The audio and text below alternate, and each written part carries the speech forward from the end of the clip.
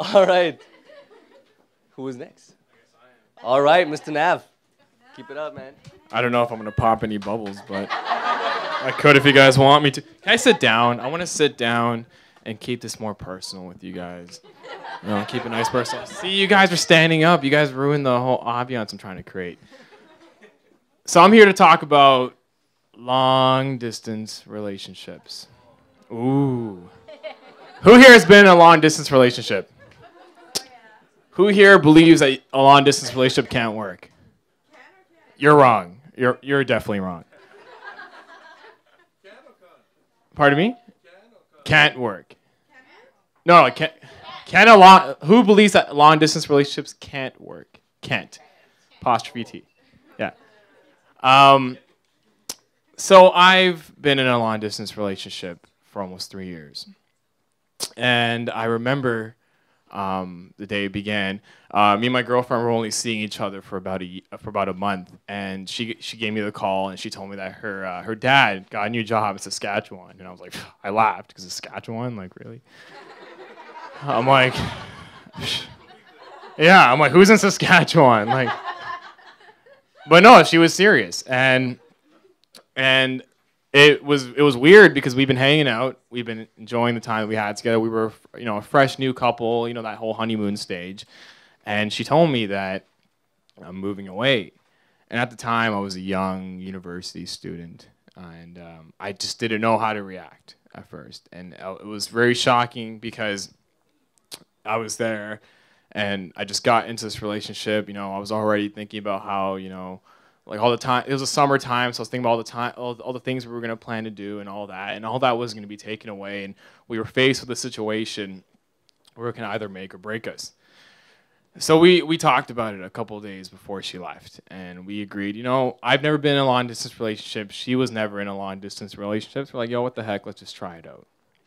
So we tried it out, and it wasn't until after she left that something hit me, and I remember dropping her off to the airport and, got kind of teary-eyed a little bit. So I was like, oh, I don't know, she doesn't come back. And I went home, and the first thing I did was call Rogers. I called Rogers, and I complained. I told him, you took my girlfriend away. No, I didn't. I called Rogers. Anyone work for Rogers? Because you're probably going to hate me. You work for Rogers? Rogers TV's here? Don't cut this. I'm probably going to get sued or something because this is going to be bad. So I called Rogers. The red light is on, and this is going to be on YouTube tomorrow.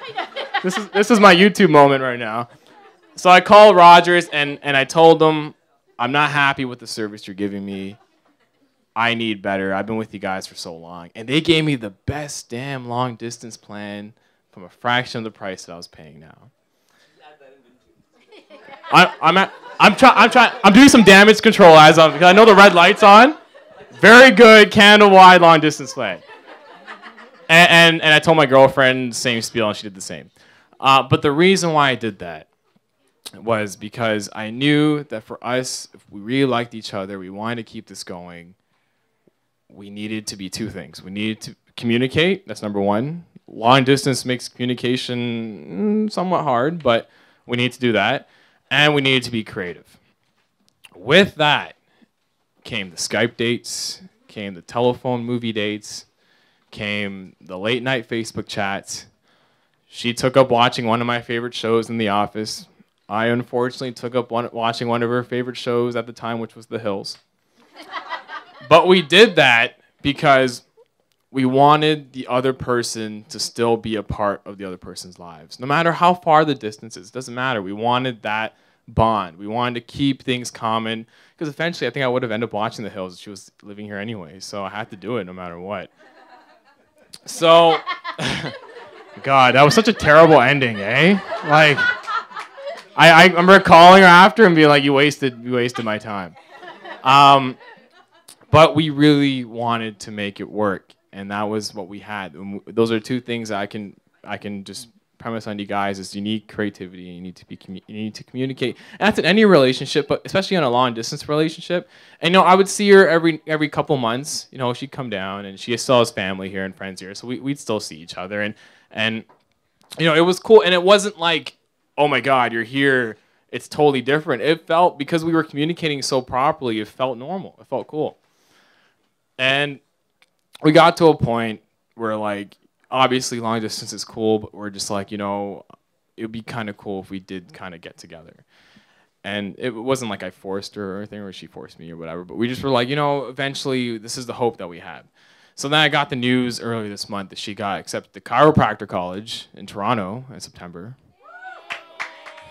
She's gonna make more money than I do. What?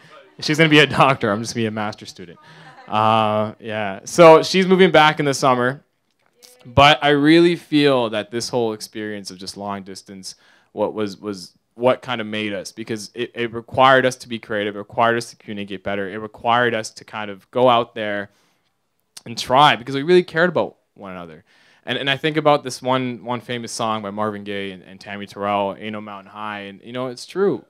Ain't no mountain high enough. I'm not going to sing. Just like my voice is terrible. I'm not going to sing. I'm not going to sing. I need more scotch for me to start singing. But it was, ain't no mountain high enough, ain't no valley low enough, ain't no river wide enough for you to kind of, yeah.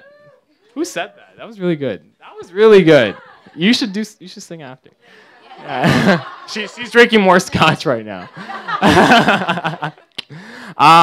But and it's one of those songs that kind of occurred to me, and the one thing I do take away is, if there's a will, there's a way, and if you feel passionate about someone, you won't be scared, no matter how far the distance is. And one last thing, you create the distance.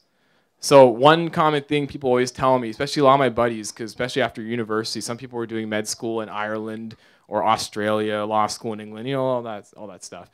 And they were like, dude, like, how am I gonna stay with my girlfriend? Like, this is weird, you know, different time zones. It's like, how am I gonna have time?